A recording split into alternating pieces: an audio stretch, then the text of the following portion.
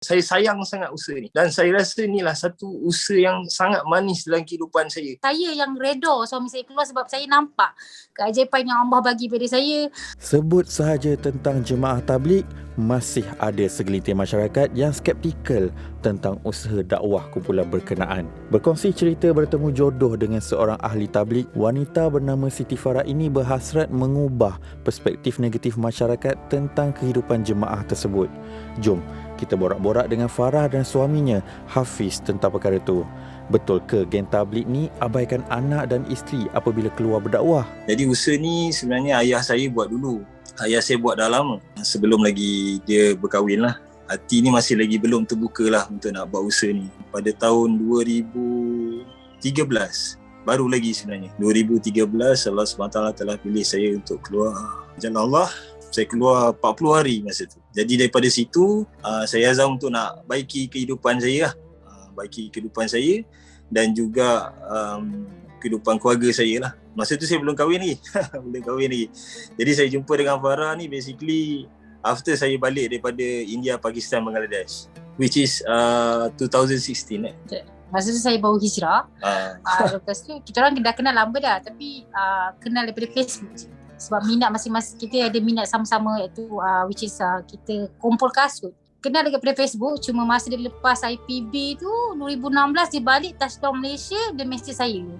Masa tu dia nampak saya ni baru hijrah lah. Saya update dekat Facebook apa semua.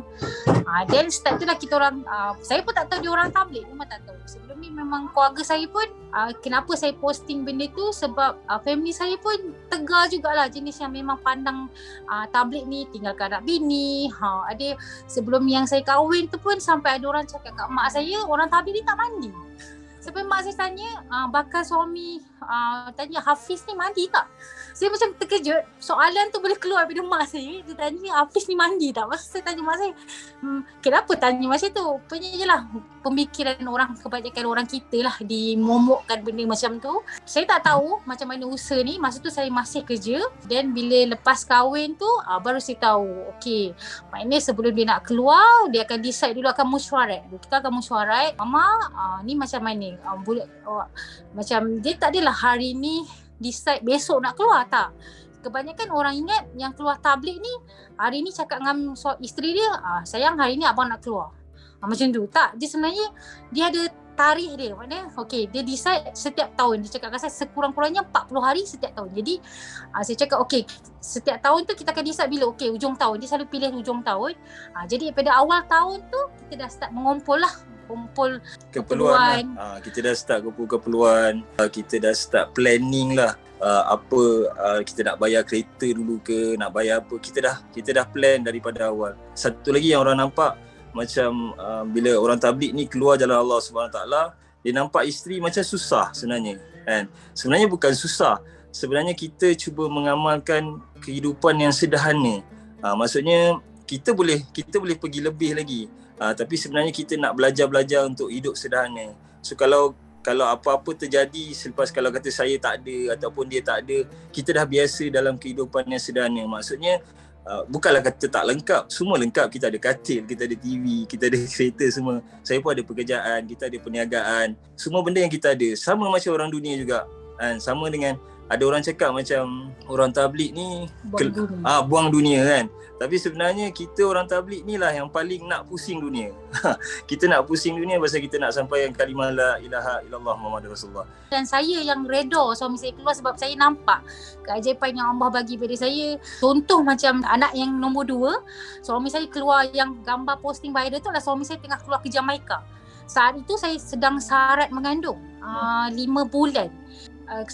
Seorang suami kalau dia usaha untuk dunia, isteri dia tak halang.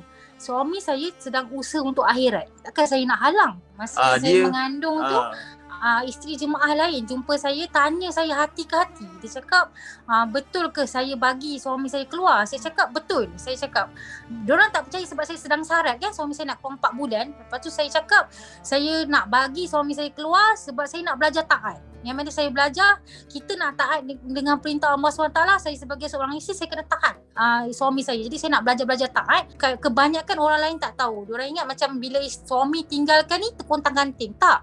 kadang biasalah kalau kita pakai baju putih ni kan, kalau kita terkena titik hitam, orang akan tengok titik hitam tu, orang takkan tengok seputih ni kan. Jadi kadang-kadang benda tu kecil tapi dicuba dibesar-besarkan, digambar-gambirkan.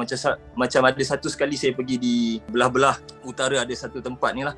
Jadi dia bagi tahu yang jemaah ni sidai baju dekat tepi pagar lah, mandi tak jaga kebersihan apa semua. Sebab kita dalam usaha dakwah tabligh ni, kita tak pernah diajar untuk jadi satu orang pengotor kan. Sedangkan orang yang tak buat usaha tabligh ni pun ada yang pengotor kan.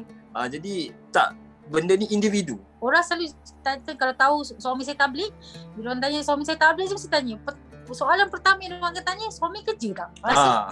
Kan, suami kerja tak? So macam saya personally saya memang belajar grafik, and saya dah buat grafik almost 18 tahun. Saya dah berhenti kerja, tapi saya masih lagi buat perniagaan sendiri. Saya buat niaga online, dan dalam masa yang sama saya juga freelance untuk buat design, buat video. Ya, saya baca netizen komen tu, kebanyakan semua cakap meniaga ni semua orang tabligh yang niaga ni semua orang kaya. Tak, kita orang biasa je. Mungkin Hafiz atau Farah boleh kongsikan kemanisannya bila join tabligh ni macam mana? Mungkin boleh secara ringkas lah untuk ungkapkan kemanisan tu sendiri macam mana? Tak terkata, sebab saya sayang sangat usaha ni.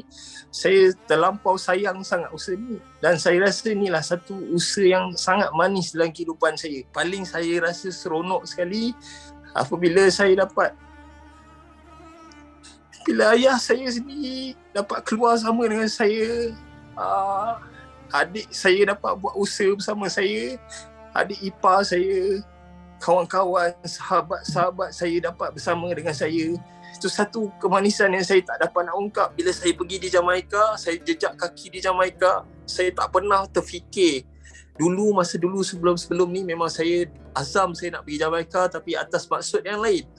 Tapi Alhamdulillah Allah Ta'ala hantar saya ke Jamaika dengan atas maksud agama kan. Saya peminat muzik dulu, dan hari ni Alhamdulillah Allah Ta'ala hantar saya sebagai satu orang pendakwah dekat sana. Dan paling saya rasa manis apabila kita sampai dekat sana, hari yang pertama Allah SWT telah pilih satu orang hamba Allah ni masuk dalam Islam, tuan-tuan. Masya Allah.